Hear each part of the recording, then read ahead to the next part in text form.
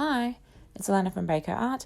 So doing a little voiceover tonight because I wanted to start painting and everybody was making too much noise and watching television, so got a bit impatient, so here we are. So I'm going to do a wave tonight. I've seen it done many times and finally going to attempt it myself. Now in here, my white base is White House paint, 1 part to 2 parts Australian floetrol.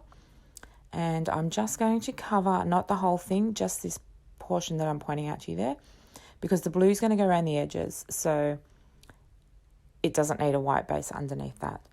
So I'll spread this out and get back to you. All right, so I just blew that out with the hairdryer a little bit just to spread it out.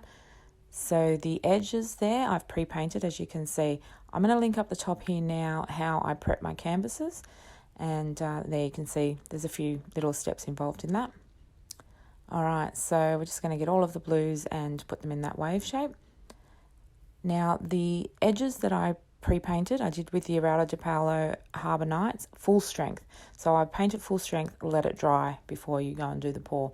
That's just so that you have a dark background for your, because all the blues are going to be on that side.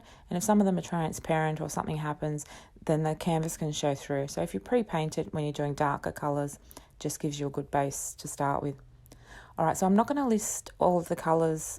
I'm not going to tell you all the colours now. I will list them all in the description. I'm going to speed this bit up for you once I start laying the colours down.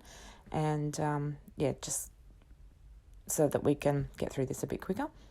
Start with the dark colours. That was sort of the only rule that I followed. I sort of went from darker to lighter.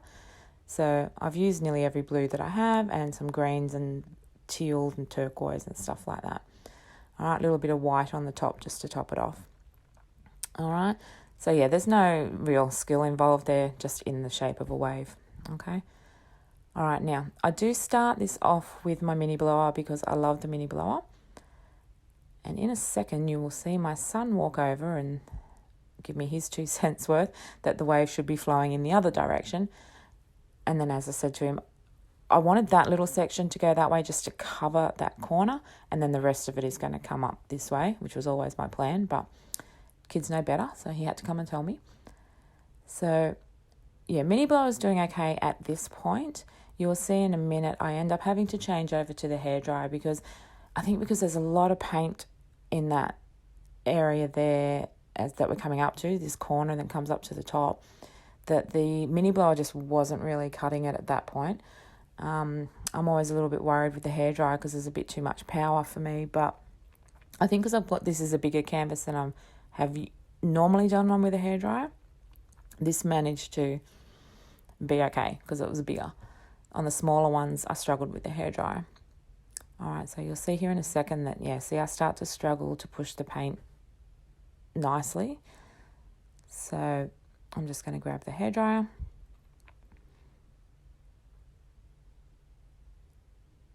And yeah, so it managed, yeah, it didn't sort of blow it everywhere, which was good. I did find, just a little note for maybe a bit more lighter colour, just that corner around there seemed a little bit dark for me, but, you know, look, I still love the result, but I probably would have put something a little bit lighter on top there because the dark did kind of take over. All right, so then I think I grabbed the mini blower again, and yeah, just come in to do the tip there because you can get a little bit more detailed work there with the mini blower than with the hairdryer and sort of get it to come to a nice point. So what I'm going to do here is now just fine tune it. This took me a little while. I've cut stuff out and I fast forwarded it just to show you a few, you know, how you can play around with it a little bit to get some things done, but yeah, straw, palette knives, a bit of everything. All right, so then don't forget to blow out the air bubbles at the end, and I will show you a wet, this is the wet finished product close up. All right, so look, I'm in love with this painting. It's my favourite. At first I was a bit, but the more I looked at it, absolutely in love with it. There's some really interesting sections in there.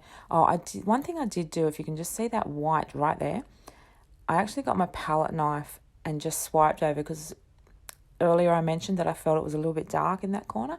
So I got my palette knife, dipped it in a little bit of white paint and just swiped over the top. But yeah, look at all the interesting cells and all the different interactions in there. So ended up beautiful. Now, I did go away for a couple of days, so I covered it up, all right, because I wanted to make sure it was okay while I was away. So I don't have a dried result for you. As you can see, it's drying around the edges. It is still quite wet, but as I said, I did have it covered up completely, so to slow the process, because I wasn't home to check on it. So it's still quite wet. I'll show the completed one in my next video, but yeah, still really happy with it. So yeah, thanks for watching, and I will see you next time. Bye.